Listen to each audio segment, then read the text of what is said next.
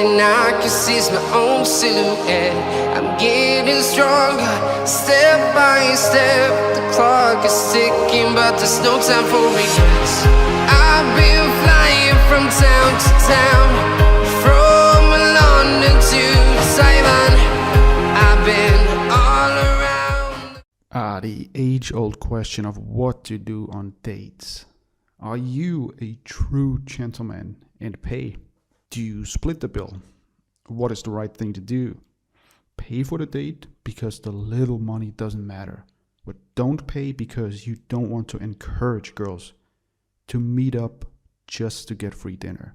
There's no definitive right answer, but I'll share a few scenarios and my thoughts on the question. And then you can decide what's best for you moving forward.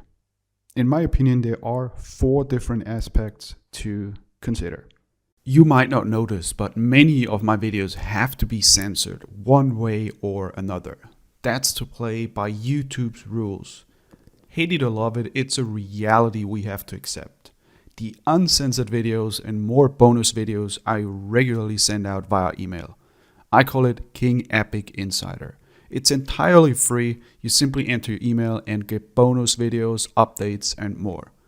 Simply check this link in the video description to head over to kingepic.com/insider. It takes 10 seconds and you never miss a thing. So feel free to pause the video now.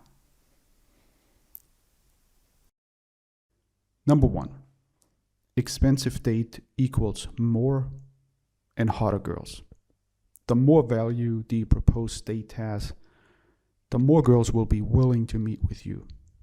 And value can be anything: fun, exciting, or just drinks, or a fancy dinner date. So let's take the example of dinner. If you invite girls to cheap dinner date at a street food stall, a certain percentage of girls will be willing to meet up with you. If you invite girls to fancy dinner at a luxury restaurant, you can expect significantly more girls to say yes to that offer. In that sense, the more you're willing to spend on dates, the wider of a net you are casting. This can give the illusion that you are doing well with girls, when really it is not you but the date itself that attracts the girls. And this leads me to the second discussion point. Fancy dates can possibly encourage gold diggers. Fancy dinner dates, for example, will get you more girls in general and more attractive girls as well. But there is a problem. The more you offer on a first date, the more difficult it is to determine if the girl is genuinely interested in you. Now, the opposite is also true. If you strip away all the exciting parts, any girl that meets up with you, you can be pretty much sure that she's showing up because she really likes you. Now, this is why I like very basic dates. Think, walks in the park, going to a market, going to a night market, etc. A girl who meets up with you for some boring stuff really likes you and wants to meet with you. It is very unlikely that there's an ulterior motive, and the looking for money aspect, in my opinion, that many guys worry about is also eliminated for the most part.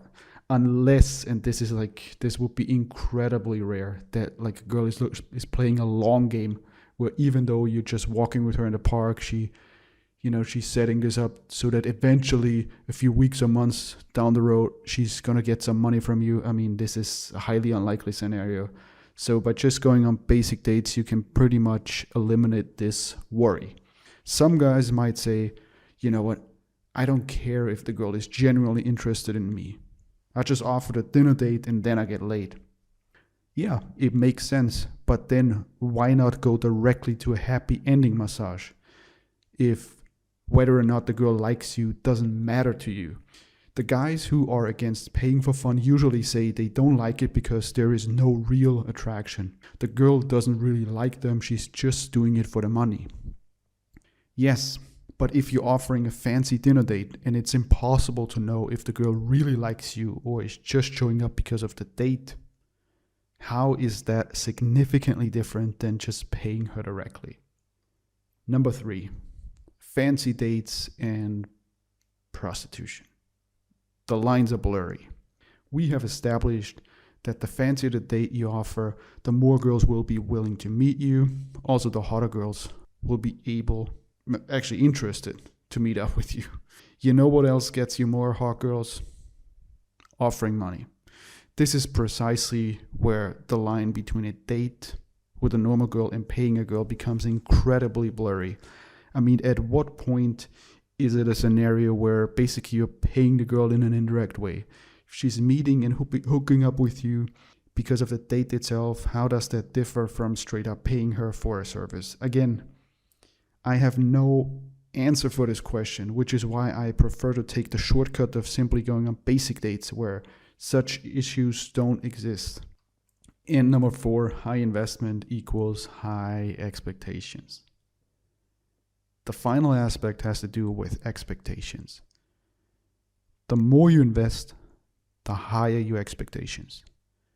Knowing that you have invested a lot might create a very strong attachment to the outcome, even to the point where you don't enjoy the experience anymore. Now imagine treating a girl to a fancy dinner and then not getting laid. It would feel like a total disappointment and waste of money. Or even if you get laid, it can feel like you have only gotten what was expected, and as such, it was not exciting. Compare this with a very, very basic date. You don't put in much effort, no money, and your expectations are kind of like low or whatever. Anything that happens is exciting. Now to sum up, I like basic dates. I'm not against paying for dates. It is just that when you do it, the dynamic becomes more complex and it's hard to figure out the girl's true motive. Of course, when you're in Thailand, a fancy dinner date doesn't actually cost a lot of money, but that's not the point. Paying for a sexual service also doesn't cost a lot of money, but guys won't do it because they argue that the girl doesn't like them.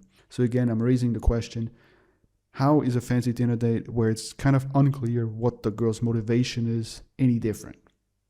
Let me hear your thoughts.